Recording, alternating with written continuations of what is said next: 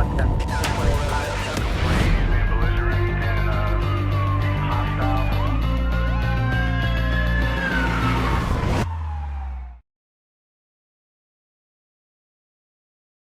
I'm David Roger, General Counsel for the Las Vegas Police Protective Association.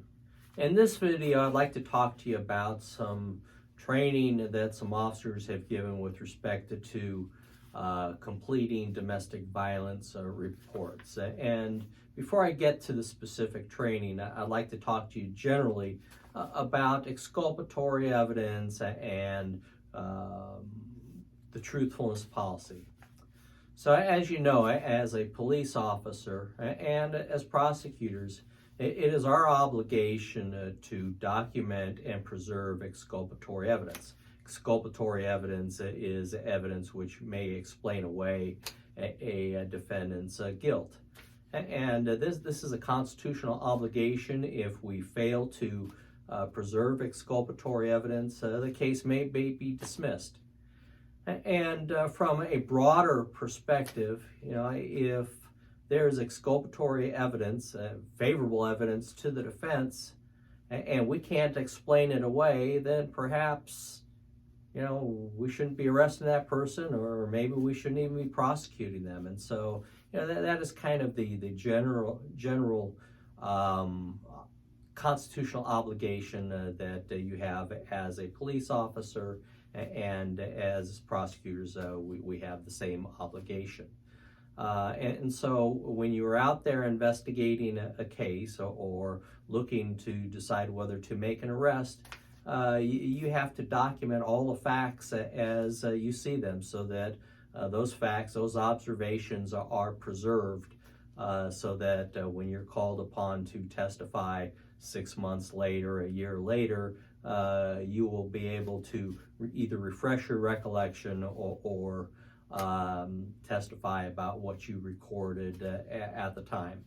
Additionally, there is an obligation, a policy that requires you to be truthful in all department documents. And so whether it's an arrest report, an arrest affidavit, a declaration of arrest, all of these are reports in which you have to be truthful. So let's turn to the domestic violence report writing training that is going around.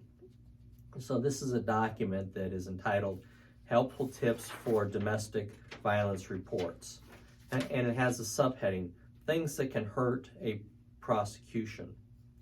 And one of the bullet points is, do not put, quote, no visible signs of injury, unquote. And I'm sure that the trainers are well-intentioned, but the instruction is that when you go and make an arrest or you complete a domestic violence report, they don't want you to document that you didn't observe any physical signs of injury.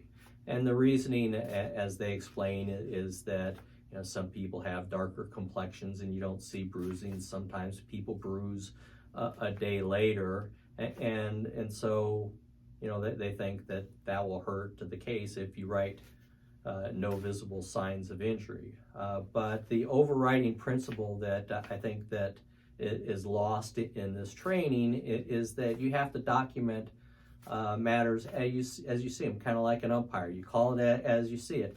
If you don't find or you don't observe any injuries on the person, or you don't observe bruising, then you have to report it. That doesn't mean that the case is going to be tanked, because if a day or 2 days later that person now has bruising, they have an opportunity to grab a friend, to take a cell phone photograph of the bruising so that you can use that at time of trial. So in summary, make sure that you're always doing your constitutional duties. You are a fact finder. Record what you observe, document what you don't observe, and if you call it down the middle, you're never going to lose a case because you failed to preserve exculpatory evidence, and you'll never be facing an SOC for not being truthful. I hope this helps. This isn't intended to belittle the people who are doing the training, but I think that this, at least with respect to this, the training is ill-advised. If you have any questions, please feel free to contact me at droger@lvppa.com. Thank you and be safe.